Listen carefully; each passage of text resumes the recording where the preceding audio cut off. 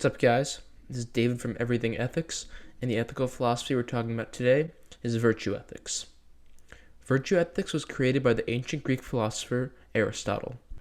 Virtue ethics is a super unique ethical philosophy because it does not give a strict rulebook for actions like Kantian ethics or utilitarianism.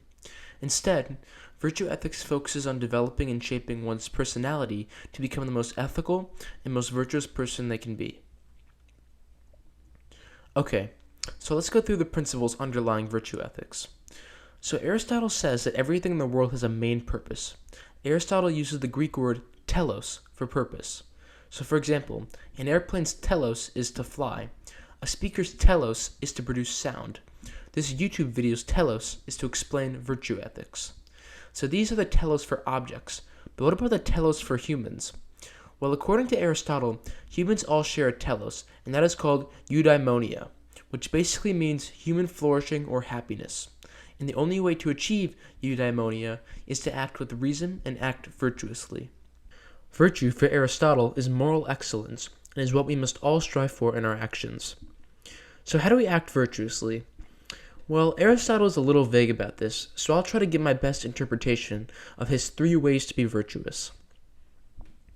First is to be a functional, competent person. Although your life's telos is eudaimonia, there are things you do in life that have different telos. So for example, a guitarist's telos would be to make excellent music. So if I played guitar, the virtuous thing to do would be to make great music. If I was a student, my telos would be to learn and get good grades. If I was a YouTuber, my telos would be to make good YouTube videos. In these activities, I am fulfilling my telos for a human role which is virtuous, which will then in turn lead to fulfilling my telos as a human. Second is to have the personality traits that adhere to what Aristotle calls the golden mean. The golden mean basically states that virtue lies between 2 extremes.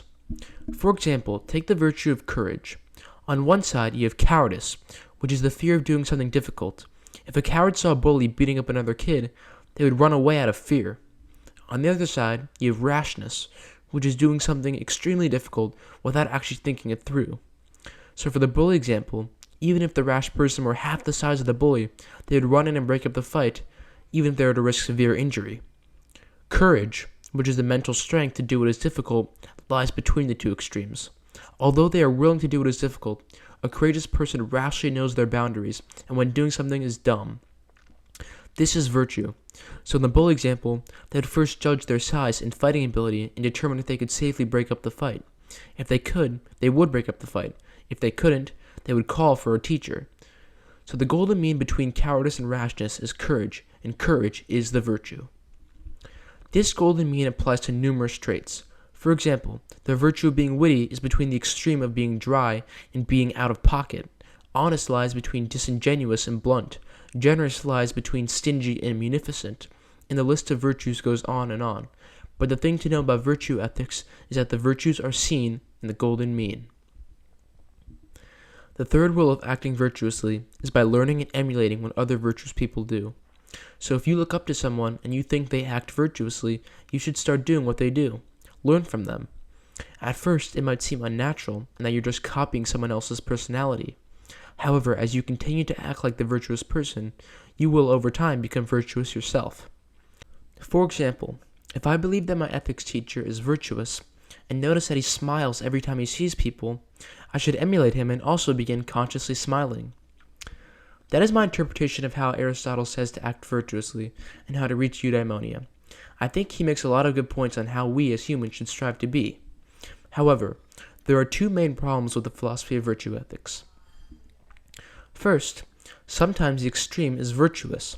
For example, being extremely loyal to your spouse is probably virtuous. However, if you find the golden mean and do a little bit of adultery and a little bit of loyalty, then you're probably a terrible partner, and your relationship will end. Another example is wisdom. Can someone really have too much wisdom? No. Wisdom, no matter its quantity, is always good. Just like other things, where no matter their quantity, they're bad. So yes, finding the golden mean is often virtuous. However, not everything is good in moderation, and sometimes absolutes are the most virtuous. The second problem with virtue ethics is that it does not give a clear way to act and can be open to a lot of bad interpretation.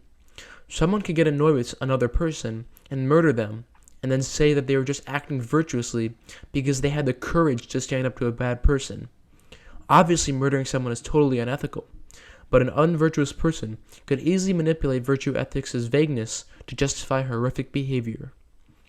Nevertheless, I know you guys are virtuous people, and the virtue ethics is pretty good at giving people ways to live. It rightfully stresses personal development and personal growth, which we as students of ethics should be looking to do at all times. See you in the next video.